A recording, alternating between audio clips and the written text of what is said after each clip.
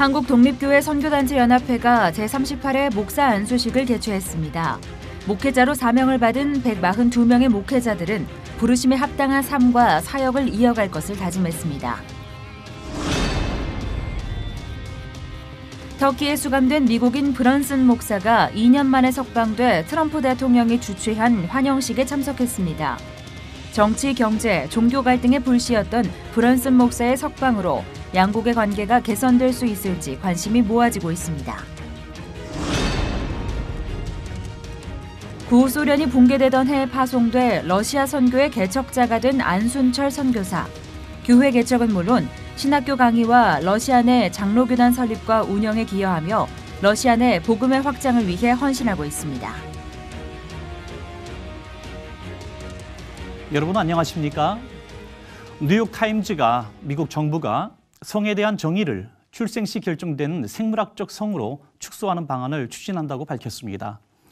이게 현실화된다면 동성애 문제나 트랜스젠더 등 사회적 성이 중요시되던 흐름을 바꿔놓는 계기가 될 겁니다. 반발도 만만치 않을 텐데요. 그럼에도 불구하고 성 문제는 정부의 정치적 성향으로 판단하는 게 아니라 오직 하나님의 창조 질서에 따라야 한다는 걸 다시 한번 기억해야 되겠습니다. 한국독립교회 선교단체연합회가 개최한 안수식을 통해 140여 명이 목회자의 길로 들어섰습니다. 새롭게 사명을 받은 이들은 언제나 어떤 상황에서든지 말씀만 따라가는 주님의 신실한 종이 되기를 눈물로 다짐했습니다. 김효정 기자가 전합니다.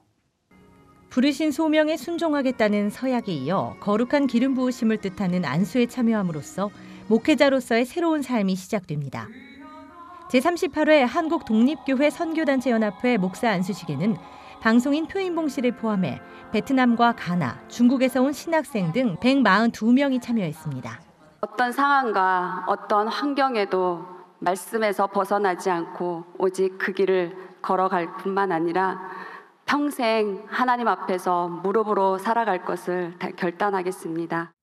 앞서 열린 예배에서 설교를 전한 세순교회 마평택 목사는 하나님은 우리에게 온전한 사람이 되라고 요구하신다며 양심을 회복하고 영성과 기도로 말씀의 지식으로 목회하라고 강조했습니다. 목사라는 단어가 성경에 많이 나오는 것 같아도요, 딱 한 군데 나와요. 교회 하나님이 선지자로 혹은 사도로 목사와 교사로, 거기 목사라는 단어가 처음 나오는데 거기 보면 결론은 그거거든요. 우리에게 온전한 사람이 되라는 것이잖아요. 이어 목회의 초점을 사람을 살리는 데 맞춰야 한다며 교회뿐 아니라 가정과 삶 등 곳곳에서 복음을 전파하는 참된 신앙인이 되길 바란다고 말했습니다. 아세아연합 신학대학교 김영욱 총장, 갈보리교회 이필재 원로 목사, 할렐루야 교회 김상복 원로 목사 등이 축하의 메시지를 전했습니다.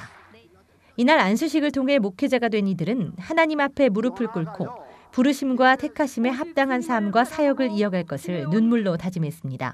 C채널 뉴스 김효정입니다. 이어서 그 밖의 교계 소식 전해드립니다.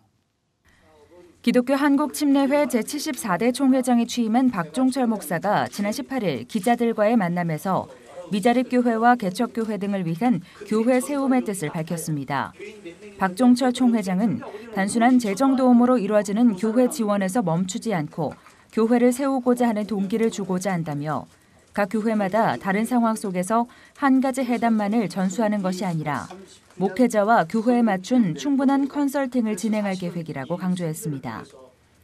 이어 그는 한국교회 연합사업에 대해 한교총에 적극적으로 참여하겠다고 밝힌 동시에 한기총 복귀의 가능성도 언급하며 한국교회가 하나 되는 것은 교계뿐 아니라 사회의 염원이기에 연합단체 사역에 적극적으로 참여하겠다고 덧붙였습니다. 교육을 통한 선교라는 취지로 전 세계 21개 대학이 연합해 활동하고 있는 사단법인 파우아 교육협력재단이 제3차 파우아 교육선교 포럼을 개최하고 교육을 통한 선교의 현실을 진단하고 대안을 모색했습니다. 한국 선교의 미래는 교육 선교다라는 주제로 강연을 전한 파우아 손봉호 이사장은 선교사들이 연희와 숭실 등의 학교를 세우지 않았다면 한국은 지금처럼 발전하지 못했을 것이라며 한국교회의 선교도 이제는 단순한 경제 원조를 넘어 수혜국의 사회 문화적 발전까지 도모할 수 있는 교육 원조를 실시해야 한다고 강조했습니다. 이어진 패널 토의 시간에는 연세대학교 김재능 교수, 백석대학교 최태영 교수 등이 참여해 교육 선교가 갖는 역동성, 교육 선교의 장단점 등을 주제로 토의를 진행했습니다. 전국 교회들이 가을을 맞아 지역 주민과 함께하는 다채롭고 풍성한 문화 행사를 잇따라 개최했습니다. 기독교대한감리회 소속 브니엘 교회는 지난 20일 2018 W 필하모닉 오케스트라 초청 공연을 열고 지역 주민을 위한 깊이 있는 문화 공연을 선보였습니다. 송파 기독교연합회 회장 등 교계 지도자와 지역 주민들이 참석한 가운데 진행된 공연에서는 상임지휘자 김남윤의 지휘로 가브리엘 오보에와 주기도문 등 다양한 장르의 곡들이 연주됐습니다. 기독교대한감리회 서울연회 옥토교회도 제8회 옥토 큰음악 축제를 성황리에 개최했습니다. 지난 20일 노원 문화예술회관에서 진행된 이번 음악회에는 지휘자 크리스 정과 찬양사역자 이용예 권사, 배제 아펜젤러 합창단 등 국내외에서 활동 중인 연주자들이 참여했습니다. 옥토교회 원성홍 감독은 열악한 환경에 놓인 캄보디아 청소년들에게 복음과 사랑을 전하기 위해 시작된 음악 축제를 통해 현지 복지관 건립, 성경 배포, 어린이 전도 사역을 펼쳐왔다며 앞으로도 더욱 많은 열매가 맺혀지길 희망한다고 밝혔습니다. 이 음악회는 한 15년 전에 캄보디아의 푸놈펜 근방에 있는 그 열악한 공단 청소년들을 위해서 뭔가를 도우려고 캄보디아 선교 복지 센터를 세우기 위해서 시작된 음악회예요. 그래서 2년에 한 번씩 열었는데 여기서 모금이 된 걸 가지고 캄보디아의 복지 센터를 세우는데 땅도 사고 선교사도 보내고 센터도 짓고 그랬습니다.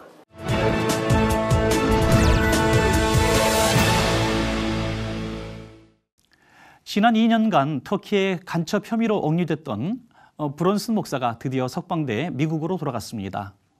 트럼프 대통령은 만찬을 열고 브론슨 목사를 환영했는데요. 관련 소식 터키 김마태 선교사 전화 연결해 알아보겠습니다. 선교사님, 드디어 브론슨 목사가 석방됐는데요. 석방의 결정적인 이유는 어떤 거였나요? 지금 터키에서는 이 법정에서 비밀 증언자들이 브론슨 목사가 그 반정부 세력에 대한 간첩 행위를 직접 목격한 것이 아니라 다른 사람으로도 간접적으로 들었다는 것에 근거해서 이분을 체포해서 감옥에 가졌다는 거거든요. 그래서 이제 법정에서 최종적으로는 이것은 직접 경험한 것이 아니기 때문에 무혐의다라고 이제 석방을 했죠. 그러다 보니까는 이제 야당들은 그러면 거짓 증거자들이 있으니 그것 때문에 브론슨 목사가 그렇게 22개월 감옥에 갔는데 이 거짓 증거자들 왜 감옥에 넣지 않느냐 반문하고 이제 했죠. 이것은 터키 법 적용의 공의가 무너진 행동이다 이렇게도 이야기하고 있죠. 네, 짧지 않은 시간이었지만 참 많은 분들이 기도하고 관심을 놓지 않았던 것 같아요. 이거는 정말 하나님의 하나의 기도 응답에 대한 기적이라고 봐요. 왜냐하면 터키와 미국 간에 다양한 정치적인 그 복잡한 문제가 얽혀 있습니다. 그런데 이런 어려운 문제 가운데 수많은 성도들이 하나님께 기도함으로써 하나님께서 이 트럼프 대통령을 사용해가지고 터키 대통령에게 이제 유엔에서 압력을 가해가지고 이게 석방된 건데 이건 하나의 기적이라고 할 수 있고 많은 성도들의 기도에 대한 하나님의 응답이라고밖에는 해석할 수 없죠. 네, 그렇군요. 선교사님들이 억류되는 사건이 지금도 지속적으로 일어나고 있는데요. 터키도 그런 위험을 계속 안고 있는 거죠. 어떻습니까? 네, 터키를 위해서 정말 기도해 주시기 바랍니다. 왜냐하면 사실 터키와 미국 간의 이 정치적인 관계는 굉장히 복잡하게 움직여져 있어요.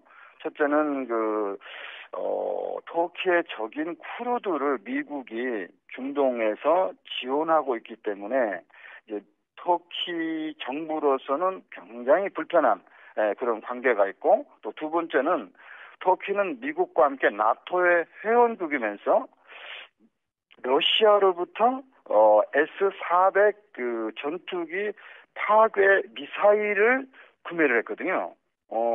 그렇기 때문에 이거는 대반응이다. 이렇게 해서 지금 심기에 걸려버린 것이죠. 게다가 러시아하고 중국, 이란은 지금 미국의 적으로 간주하고 있는데 터키가 이와 같은 그 국가들과 밀접한 관계를 계속하고 있기 때문에 미국과 지금 터키 관계는 굉장히 복잡하고 있어요. 근데 터키 사람들의 이 관점은 미국은 기독교 국가다. 이렇게 이제 보다 보니까 지금 미국과 터키 정부 간의 복잡한 관계는 간접적으로 선교와 연결되어 있거든요. 그래서 앞으로도 이런 문제들이 안 일어날 거라고는 보장할 수 없죠. 그래서 어쨌든 터키가 미국하고 좋은 관계가 회복되어야만이 터키 내의 선교 활동도 자유로울 수 있단 말이죠. 그래서 좀 터키하고 미국이 관계가 좀 좋아지도록 기도해 줬으면 좋겠어요.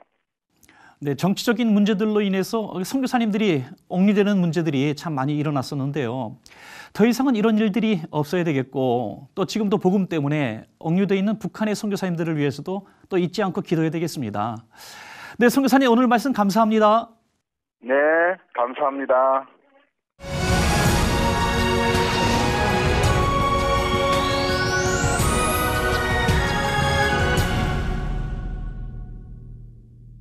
러시아 선교사들 사이에서는 이분을 러시아 선교의 산 증인이라고 부른다고 합니다. 오랜 시간 러시아 선교를 위해서 헌신하신 안순철 선교사님 저희 스튜디오에 모셨습니다. 네, 선교사님 안녕하십니까? 네, 안녕하세요. 네, 반갑습니다. 네. 이번에 아주 특별한 이유가 있어서 한국에 오셨다고 들었습니다. 네, 매년 10월에 아세아 연합신학대학에서 세계 선교대회가 열립니다. 특별히 이번에는 40회 선교대회로 모이게 되는데 그 대학 안에 33개 세계 선교 연구원이 있는데 그 가운데 유라시아 선교 연구원에서 제가 세미나를 인도하게 됩니다. 네, 강사로 오셨군요. 네네, 그렇습니다. 네, 앞서 제가 러시아 선교 역사의 산 증인 이렇게 소개해 드렸는데요. 그만큼 선교사님 사이에서도 아주 유명하신 분인데 그렇다면 아주 오랜 선교 사역을 하셨다는 이야기인데요. 언제 가셨습니까? 제가 러시아에 들어간 파송을 받은 것은 1991년 12월 22일입니다. 네.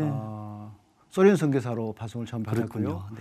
그런데 재미있는 것은 이제 3일 후에 12월 25일 고르바초프가 소련 그 대통령 사임을 합니다. 네. 그래서 사실 제가 소련 선교사로 재임한 것은 3일이고 그렇게 됐군요. 네, 그 네. 이후로 이제 러시아로 이제 새롭게 국명이 바뀌고 1월 11일 제가 러시아 현지 모스크바에 도착하게 됩니다. 네네.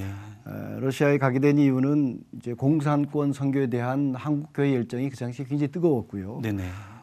그래서 많은 교회들이 기도해 왔고 저희도 그 기도에 참여한 또 사람들이었고요. 그래서 사실 1990년 9월 30일 이제 한소 수교가 네네. 돼서 공식적으로 한국 사람이 러시아 구소련을 방문할 수 있게 되었지요. 네.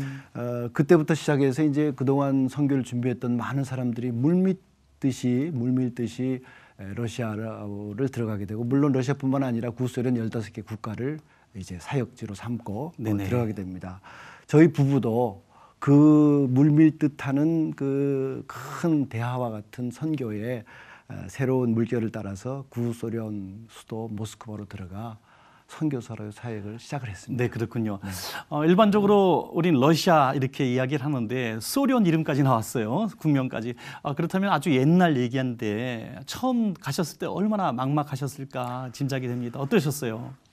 지금은 한 30년이 흘렀지만 처음에 갈 때는 갈 바를 알지 못하는 네. 아브라함의 심정으로 막막한 마음이었죠. 네네. 제가 도착한 것이 이제 1월 달인데 아주 추운 겨울이었습니다. 러시아 겨울의 추운 혹독함을 맛보면서 내가 과연 여기서 살아낼 수 있을까? 네. 특별히 러시아 겨울은 그 흐린 날씨가 그냥 그 마치 모자를 쓴 것처럼 6개월을 이렇게 가게 되는데 네네. 그 한 달 동안 또 6개월 지나면서 이 겨울에 막막한 그런 모스크바의 하늘이 원망스러울 때도 있었고요. 네네. 근데 사실은 이제 본격적인 선교는 날씨도 어려웠지만 러시아를 배우는 것에서 이제 시작이 됐습니다. 사실 새로운 언어를 배우는 것은 선교사에게 넘어야 될 가장 큰 언덕인데요. 네, 산인데요. 그렇죠. 네. 초보 선교사들이 새롭게 언어를 배우는 것은 너무 힘든 과정이었죠. 키릴 문자는 정말 낯설게 여겨졌고 시간은 빨리 흘러가고 그 잘 발음되지 않는 단어 때문에 뭐 너무 그 고통스러운 시간이었죠. 네네. 그리고 잘못 사용한 문장 때문에 후회하기도 하고 조금씩 그러면서 러시아 언어가 이제 입에 붙어갔습니다. 제가 이제 처음 설교를 준비한 게 가서 1년 반 후에 그 시편 23편을 네네. 가지고 처음 설교를 준비했는데 러시아어로 하셨어요. 예. 네. 이 설교 준비를 일주일 동안 40시간을 준비했습니다. 이야. 그래서 거기에 앉아서 설교를 준비했죠. 그리고 이제 이 그 설교를 하면서 사투를 벌이는 그 러시아어와의 싸움이 이제 시작됐다고 볼 수가 있죠. 네, 그렇군요. 그래서 이제 그 후로도 끊임없이 표현하는 것은 정말 러시아어 사전이 다를 때까지 보면서 러시아어가 입에 붙고 말할 수 있도록 그런 그 과정이었는데 이런 그 고난의 과정은 언어를 통해서 제가 그 러시아 사람들을 이해하고 또 러시아 사람들을 이렇게 섬길 수 있는 큰 그 하나의 준비 과정이었다. 네. 이런 생각이 들었습니다. 네네. 그들의 삶의 무게를 이해할 수 있는 그러한 그 러시아 언어를 구사할 수 있다는 것, 그것이 너무 감사하고 그래서 러시아 언어의 결과는 저에게 고통이었지만 네. 하나님 주신 선교의 문을 여는 큰 과정이었다 이렇게 네. 생각을 합니다. 선교사님은 물론 한국에서 선교사로 파송이 되셨는데요. 지금 러시아 교단에서 총회에서도 일하고 계시다고 들었습니다. 아주 특별한 사례인데 여기에 대해서 말씀 좀 해주시죠. 네, 하나님은 러시아에 어떤 교회를 세우기 원하시는가? 사실은 모든 선교사들이 자기 국가에 선교사로 파송되어 자기 새로운 사역을 시작할 때 하나님은 이 국가에서 어떤 일을 하고 원하시는가인데 저는 가슴속에 하나님은 러시아에 과연 어떤 교회를 세우시는가? 질문이었습니다. 그래서 초대교회를 살펴보고 또 150여 년의 역사를 가진 러시아 개신교단이 있습니다. 모습을 눈여겨보고 거기에서 해답을 얻었습니다. 하나님은 초대교회의 기초 위에 러시아 문화와 조화된 바른 개신교회의 모습을 찾아가는 길을 걷게 하셨지요. 네네. 이러한 가운데 러시아 총회가 이루어졌는데요. 첫 총회가 이루어질 때 저희가 이런 결의를 했습니다. 러시아어를 회의 언어로 하고 그리고 러시아인 지도자를 교단의 임원으로 세운다. 네. 이것은 바로 러시아 문화를 존중하고 러시아의 리더십을 인정하며 선교사들이 건강한 파트너십을 통해 선교 결실을 이룬다는 그런 거였죠. 네네. 이러한 그 전제 가운데 2012년 4개 지역노회 59개 교회가 모여서 러시아 장로교 총회 창립 총회를 이루었습니다. 예. 그래서 본 총회는 2회 사할린에서 총회가 있었고 3회 블라디보스톡 그리고 지난 10월에 모스크바에서 제4회 총회가 모였습니다. 특별히 지난 12월 작년 12월에 오랜 기도 제목이었던 러시아 연방 정부의 교단 등록이 저희가 완성이 됐습니다. 네. 그래서 이제 러시아에서는 법적으로 사역할 수 있는 근거가 마련돼서 제가 생각하기에는 100년을 가는 러시아 장로 교단의 기틀이 마련됐다. 네. 이렇게 평가하고 있습니다. 네, 정말 훌륭한 사역인 것 같습니다. 우리 선교사님들이 협력해서 시작은 했지만 선교사님들이 다 철수하신다 할지라도 남아있는 러시아 목회자들의 교단이 됐군요. 그렇죠. 그러다 보면은 또 많은 후배들 또 제자들이 그 총회에서도 일하고 있을 텐데 어떻습니까? 초창기에 이제 저희가 교회 개척도 하고 했지만 신학교 사역도 했습니다. 그래서 이제 그 신학교 사역을 통해서 졸업생도 많이 배출이 됐고요. 다양한 사람들이 다양한 그 이유로 사실 사회 현장에 많이 남아있지 못해서 이제 마음으로 슬픈 마음은 있습니다. 그러나 그 가운데 한 분이 20년이 지난 지금도 모스크바에서 교회를 담임하면서 러시아 장로교 총회의 형성에 주도적인 역할을 했지요. 그분이 바로 지금 총회장을 하고 계시는 리 블라지미르 삼보노비치 목사님입니다. 지금도 선교 초창기에 강의실에 들어와서 강의를 듣던 모습이 선한데요. 이분이 이제 모스크바에서 선교 그 신학 교육을 마치고 미국에서 석사기를 받고 다시 돌아와서 하나님께서 주시는 사역지의 사역을 열심히 하고 있습니다. 그래서 하나님은 좋은 땅에 뿌려진 하나의 씨앗으로 네. 물론 어려움이 있지만 30배, 60배, 100배의 결실을 이룬다는 사실을 새삼 이 한 분의 사역을 통해서 제가 네. 보고 있습니다. 네, 마지막으로요. 그렇게 오랜 세월 동안 러시아와 함께하고 또 러시아 성도님들과 함께 하셨는데 왜 힘든 일이 없었겠습니까? 많은 사연들 또 간증들이 있을 텐데요. 한 가지 사연만 좀 소개해 주시죠. 네, 이 사역 가운데 어려움들은 뭐 다양하게 있습니다. 아까 말씀드린 것처럼 사실은 긴 겨울은 러시아의 최강력한 무기지만 또 선교사들에게 최대 도전이고 또 많은 사람들이 육체적으로 병들고 어려움을 겪고 있습니다. 네. 저희도 그 가운데에 하나님 주시는 그 육체적 가시처럼 이것을 이겨서 선교를 감당해야 된다. 그렇군요. 이것을 가지고 있습니다. 그래서 건강이 사실은 굉장히 큰 어려움이고 또 기도 제목이기도 합니다. 그런데 사실 그것보다 더 큰 것은 영적인 무관심으로 인해서 저희 사역이 생각만큼 활발하게 이루어지고 또 부응하지 않는다는 열매가 사실입니다. 적으면. 네, 그래서 사람들이 공산주의 때는 무신론 때문에 그 후로 지금 한 30년 지난 그 페레스트로이카 이후의 시대에는 영적으로 관심이 없고 그래서 이런 부분에서 황무지 같은 곳에 우리가 씨앗을 뿌리고 나지 않냐 할까 염려하는 마음으로 여전히 사역하는 그런 것들이 많이 또 가운데. 탈진하시겠군요. 네. 영적으로. 그러니까 영적인 그 탈진 현상이 선교사들에게는 또 가장 큰 어려움이면서 동시에 풀어야 될 과제 중에 하나가 되죠. 네, 2016년에 저희가 일명 야로보이 바켓이라는 그 신종교법이 통과가 됐는데요. 그것 때문에 사실은 종교의 이 종교 활동에 굉장히 큰 어려움, 전도 활동에 어려움이 이제 있습니다. 그래서 이것이 저에게 가장 큰 기도 제목이면서 또 풀어야 될 숙제고요. 네네. 저희가 이제 지금 기도하는 것은 사실 이 법적인 등록된 상황에서 저희 교단이 활발하게 할 수 있는 근거가 마련돼서 저희 장로교 총회의 총회 센터를 모스크바에 마련한 것. 네. 이것이 가장 큰 기도 제목입니다. 위에서 기도해 주시고 또 역사적인 새로운 길을 걸어가는 러시아 장로교 총회를 위해서 후원해 주시면 감사하겠습니다. 네, 말씀하신 대로 우리 시청자들과 함께 기도하도록 하겠습니다. 오늘 나와주셔서 대단히 고맙습니다. 감사합니다.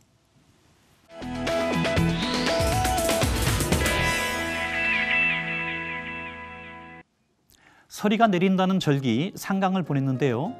상강은 가을의 마지막 절기입니다. 늦가을로 접어들면서 또 반갑지 않은 미세먼지 예보가 자주 나오고 있습니다. 건강을 지키기 위한 미세먼지 예방 수칙들 잘 기억해 두셔야 되겠습니다. 오늘 순서는 여기까지입니다. 시청해 주신 여러분 고맙습니다.